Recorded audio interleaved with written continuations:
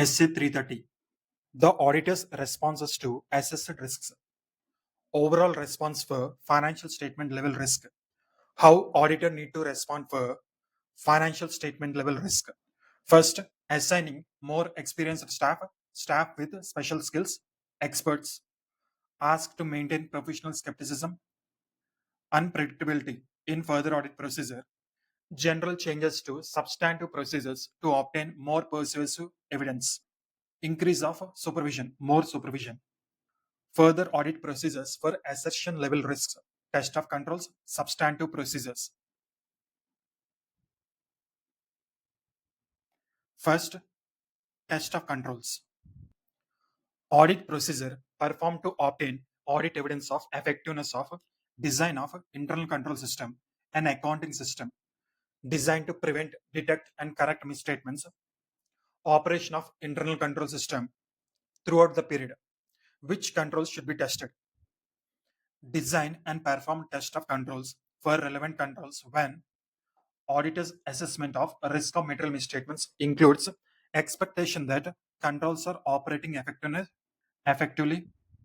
Substantive procedures alone cannot provide sufficient and appropriate audit evidence. Nature of test of controls. Inquiry in combination of other audit procedures. Inquiry plus inspection or reperformance is more effective. Inquiry plus observation is less effective. Apply it to cover following: by whom and what means, consistency in application, application during relevant times during period under audit, effectiveness of indirect controls, timing of test of controls.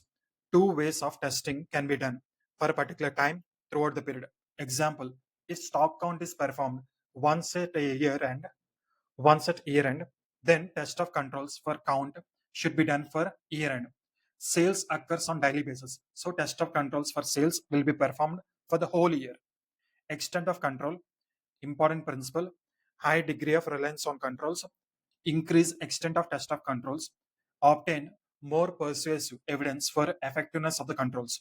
Extent of test of controls depends upon the following factors: relevance and reliability of audit evidence to be obtained, length of time during audit period, expected rate of deviation, frequency of performance of the controls, audit evidence from test of other controls. Audit evidence from test of other controls. Internal auditor need to check all the internal controls. Next, using audit evidence obtained in the previous year. Auditor has to determine whether it is appropriate to use audit evidence about effectiveness of the controls from previous year. Also, after how much time retest of controls should be done.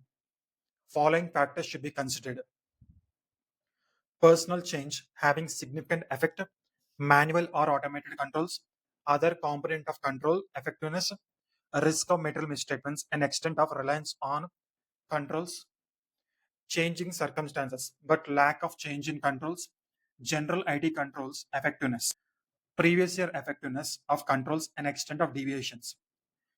If after considering above factors, auditor decides to use previous year audit evidence for test of controls, auditor will have to determine whether previous year audit evidence is relevant. For this, he will have to check whether significant changes have taken place in the controls. Use inquiry combined with observation or inspection. Whether there is change in control, then test control in the current year. If there is no change in control, then he can rely on the previous year audit evidence. Test of controls at least once in every third audit. Test some controls each year so as to avoid testing all controls in single year and then no testing for next 2 years. Next, evaluating operating effectiveness of controls. Results, internal control results have been declared. In such a case, evaluate the deviation process. If there is no deviation, good. If there is a deviation, auditor need to conduct a specific inquiry. If results are providing reasonable basis, example rate of deviation 8%, tolerable rate is 20%, okay. Otherwise, perform additional audit procedures, that is resampling, check all signatures of the juniors, areas where only substantive procedures can help. need to be checked. Next, designing and performing substantive procedures. Auditors shall design and perform substantive procedures for each material, transactions, balances, disclosures, irrespective of assessed risk of material misstatements. Substantive procedures need to be performed because risk assessment is judgment based and may not identify all risks. There are inherent limitations in internal control system, including management override of controls. Next, auditor may perform any of the following: only substantive analytical procedures, only test of details, or combination of two. Substantive analytical procedures is suitable for large volume transactions. In such a case, apply SA 520. In case of test of details, nature of risk and assertion are relevant while designing test of details. Example, direction of testing for existence, financial records to supporting evidence, completeness, supporting evidence to financial records. Effect of test of controls. If test of controls is unsatisfactory, increase extent of substantive procedure. In test of details, extent can be increased by increasing sample size and using more effective selection method. External confirmation shall consider whether external confirmation procedure should be performed. Closing process shall include substantive procedure for closing process, agreeing or reconciling financial statement and underlying records, examine material journal entries and other adjustments during preparing financial statements.